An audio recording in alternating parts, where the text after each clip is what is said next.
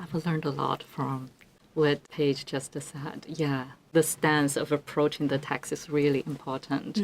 Yeah, I translated literary theory, theoretical works instead of literary works.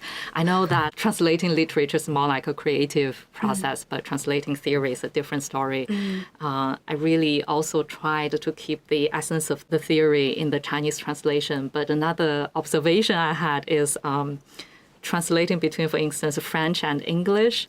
It's easy, right? You keep more of the sentence structure, you keep more of the even vocabularies, right? The core vocabularies sometimes are the same. But translating between Korean and English and also Chinese and French, these are different stories. I have to break down the long sentences, the nesting clauses, and refigure the order of them. Sometimes the logic is gone. As much as I want to keep them, but the logic embedded in the original language is gone. But I have to make the choice to be invasive a little bit in comparison, for instance, to the English translator of a certain French work. So I think we are at the position to be more creative, to play more with the structures, grammar, and syntax of the original language, and also rework on them. Yeah, I mean, I completely resonate with what you're saying, because I think people also forget how much distance there is, not only culturally, but linguistically, between Korean and English. And a lot of people who would maybe sit down and kind of nitpick, was this translation 100% faithful or accurate? They're looking at things like syntax, which are completely reversed. And they're looking at things like vocabulary, which there are a lot of words that I think we just don't have the same relationship to or the same context for in English that are just so commonplace in Korean. So more of the time I'm translating a concept or an idea rather than translating word for word what's there. And some people would read that as, you know, disloyal, or some people would say, oh, you must not know Korean, obviously, or something like that. But I think people are not accounting for how much creativity goes into getting the gist across, getting the idea across.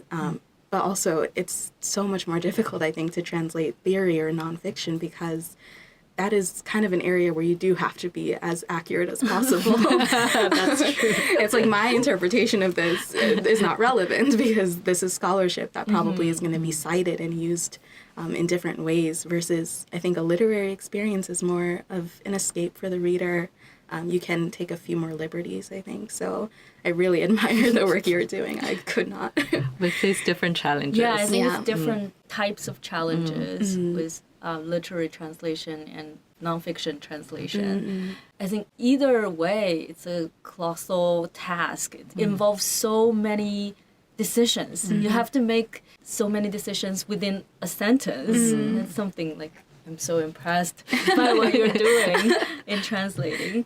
Yeah, going back to what you described, the translation process for this book, We Do Not Part, it seems like you're working with a co-translator and also with the author, Han Kang herself. So how does that work? Do you work with the co-translator and then like in a month or 2 months you go back to the author and say, oh, do you think this is an accurate interpretation? Like, how does that work? Yeah, I think it's different for other people, and I haven't talked to a lot of people who've co-translated a novel like this before. It was also my first time doing a book-length co-translation. So our approach was essentially we split the book in half, and there were 13 chapters, so we could do 6, and then we literally split the last chapter in half, so we could make sure we were both doing an equal amount of work. And so we kind of went our separate ways. We translated our portions, and then we came back together after translating 1 or 2 chapters each to exchange our chapters. And that was a chance to see if our interpretations kind of resonated with the other, and to see, you know, who is kind of closer to the voice that we want to have for the book, and whose translation should we kind of shift toward the other person's to make it a cohesive read. And so in that process, we would just work with each other, and then I think we had completed the entire manuscript before we went to the author. So we wanted to make sure we had an idea of what the story was and how we were going to tell it. And then we took more technical questions to the writer, So we asked, there are birds in the novel, and we were like, what are the birds' genders? Wow. Which is a thing That's important. Yeah, in Korean, it does not matter. No one's gender matters in Korean, but in English, if you have a pet and it has a name, we tend to, attach a lot of like humanity to our pets. So we would say, this is my girl bird, like she's so cute. And we had no idea. So I think I had gotten the chapters that mostly dealt with the birds, and so I was just picking genders based on like there was a bird that was described as especially smart, and I was like, sheep.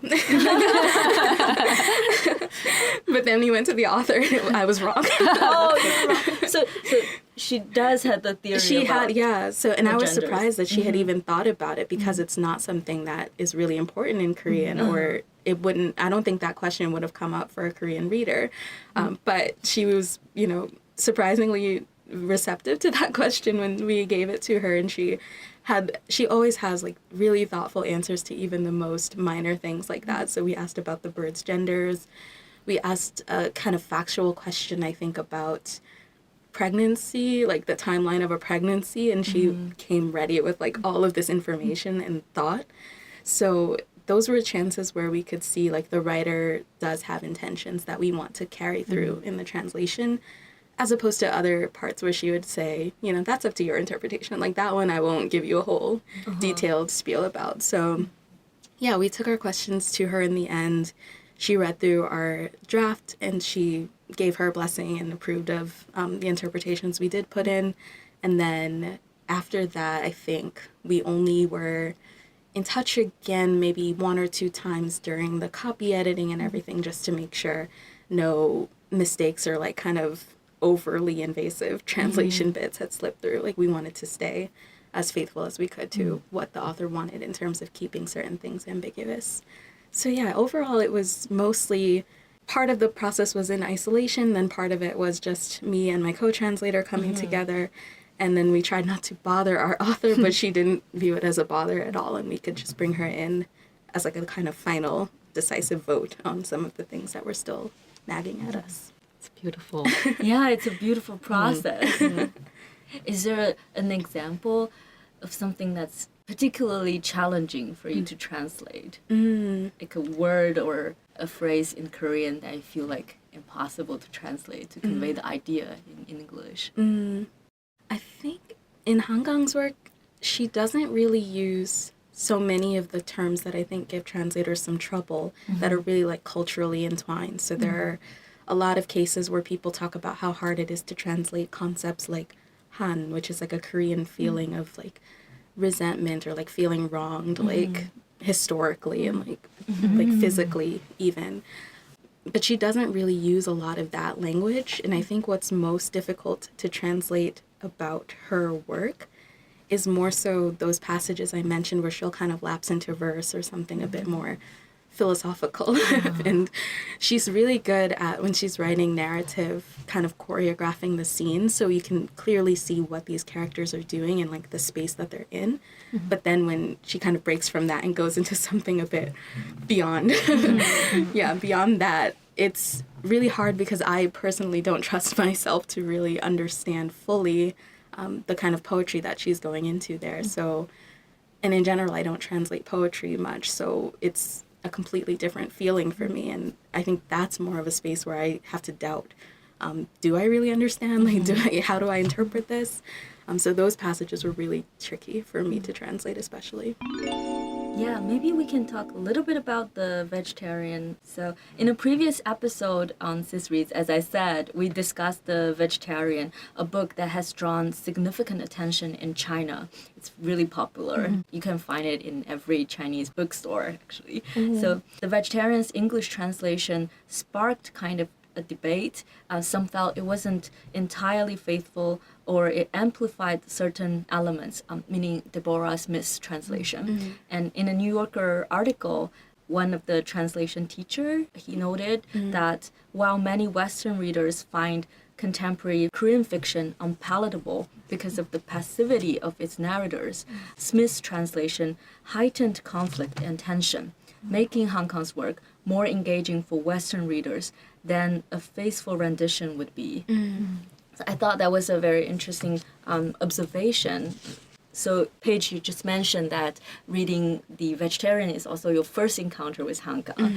And then after you go to her Korean texts, do you feel there's some kind of discrepancy in the style? Yes, I think that is one of the things that surprised me in going back to The Vegetarian's Korean source, because reading it in English, I was mostly shocked that this had been a Korean novel because it didn't have that sensibility that I was used to. And then going back to the Korean, I did notice that Han Kang's writing is actually usually described as rather spare in Korean. And there is ambiguity and there is lyricism, but for the most part, like I said, she's quite straightforward, and then occasionally will kind of lapse into something more poetic. But I think the English translation of The Vegetarian really leaned into the lyricism. And it was to the point where I do think that was a translation that was more reflective of the translator as a writer, right? If this writer had written this novel in English, this is what it would sound like, as opposed to we can kind of clearly see that this was a novel born in another language, born in the Korean language, and brought over. So I do think that a lot of the criticism was fair in terms of, you know, the downsides of how much invasion we can do as translators, or how much we can color how a reader is going to read a story. I think I'm not too sure about the criticism about it heightening conflict or tension, because a lot of the translation choices in The Vegetarian were more so stylistic and not so much, I wouldn't say the plot or anything drastically changed in the translation, or the core of the story was like drastically revised or something for an English-speaking audience. But I think the style itself is more like what we're used to reading when we read literary fiction in English, as opposed to, you know, a lot of the Korean fiction before that, I guess, could be described as kind of gloomy, and the narrators are like depressed all the time and just sitting around thinking. And I do think that when you can kind of mask that issue with style, like a little bit of flair, that would appeal to, you know, Western readers. So in that way, I can see a lot of Deborah's choices in that translation were, I think, targeting readers who otherwise would probably have those critiques of Han Kang's writing in general. I think it does fit a lot of stereotypes. It is very quiet. It is very subdued, atmospheric. And at that time, I think more readers were resonating with this idea of like a really beautifully written novel that we could also read, you know, feminist themes into, or like at the time we could read, this was like the big era of like Me Too, and like people talking about experiences as women in their society. So I think people were just ready to interpret that story how they pleased, and I think the translation kind of made that easier to do.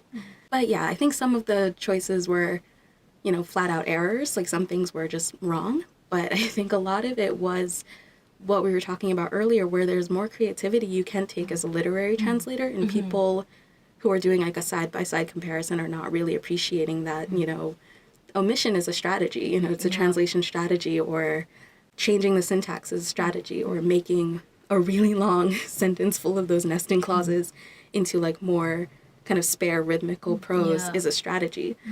So I think people weren't appreciating that these are choices that a translator can make, as opposed to just saying, this is flat out wrong, this is not at all maybe what the author intended, or anything like that, which we know that Han Kang herself read and approved of the English translation of The Vegetarian. So yeah, I think we have to consider both things can be true, right? Some of those mistakes, I think, were genuinely a translator who was new, kind of out of her depth a little bit, but some of it was pretty intentional, and I think pretty effective from the reaction the translation got.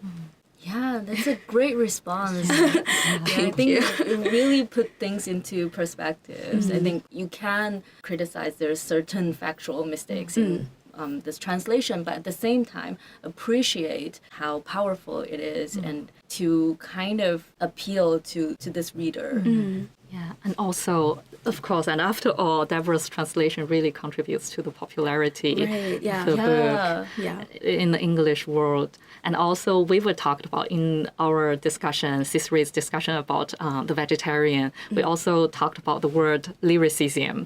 So we say that Han Kang's work is on this spectrum of lyricism and realism.